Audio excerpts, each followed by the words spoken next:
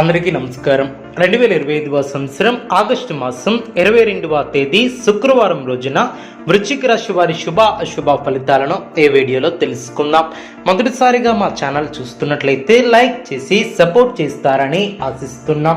ఈ వీడియో చూసే ముందు ప్రేక్షకులకు చిన్న విన్నపం.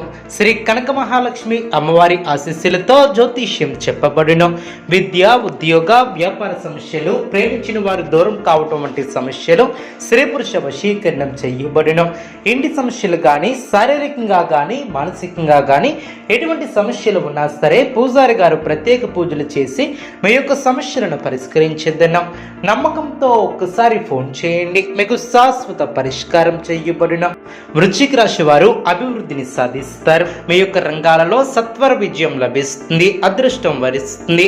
సమాజంలో గౌరవ మర్యాదలు పెరుగున, వ్యాపారంలో లాభాలు ఏర్పడిన, ప్రారంభించబోయే పనులు సకాలంలో పూర్తి చేస్తారు. కొత్త వస్తువులను సేకరిస్తారు, శుభ కార్యక్రమాలలో పాల్గొంటారు. కొందరి ప్రవర్తన ఆనందాన్ని కలిగిస్తుంది.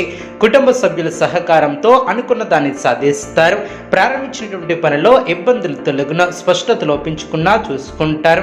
మీ యొక్క పనితీరుకు ప్రశంసలు లభిస్తాయి. ఊహించినటువంటి ఫలితాలను అందుకుంటారు. ముఖ్యమైనటువంటి వ్యవహారాలలో సమయస్ఫూర్తితో వ్యవహరిస్తారు. బంధుమిత్రులతో కొన్ని సందర్భాలలో మొహమాటం లేకుండా స్పష్టంగా ఉంటారు. దైవానుగ్రహంతో పనులు పూర్తి చేస్తారు. మీ యొక్క ప్రయత్నాలు ఫలిస్తాయి. ఒక శుభవార్త ఆనందాన్ని కలిగిస్తుంది. ఆశించినటువంటి ఫలితాలు వెలువడిన మీ యొక్క మనోధైర్యమే విజయానికి కారణమని గ్రహిస్తారు. మీ యొక్క రంగాలలో అనుకున్న దాన్ని సాధిస్తారు. ఎట్టి పరిస్థితుల్లోనూ ఓర్పును కోల్పోవద్దు. లౌక్యంగా వ్యవహరిస్తారు.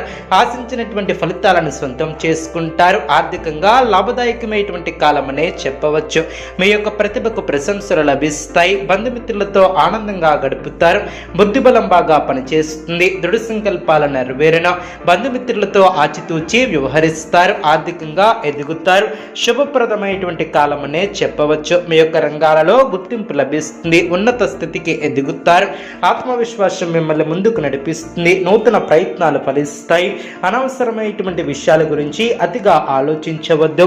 ఆర్థికంగా కలిసి వస్తుంది. కుటుంబ సభ్యులతో ఆనందంగా గడుపుతారు.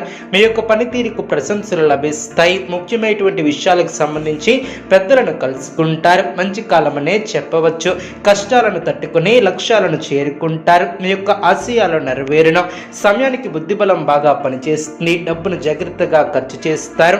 మీ యొక్క శ్రమ ఫలిస్తుంది. అనుకున్న దాన్ని సాధిస్తారు. మనశ్శాంతిని తగ్గించే సంఘటనలకు దూరంగా ఉంటారు.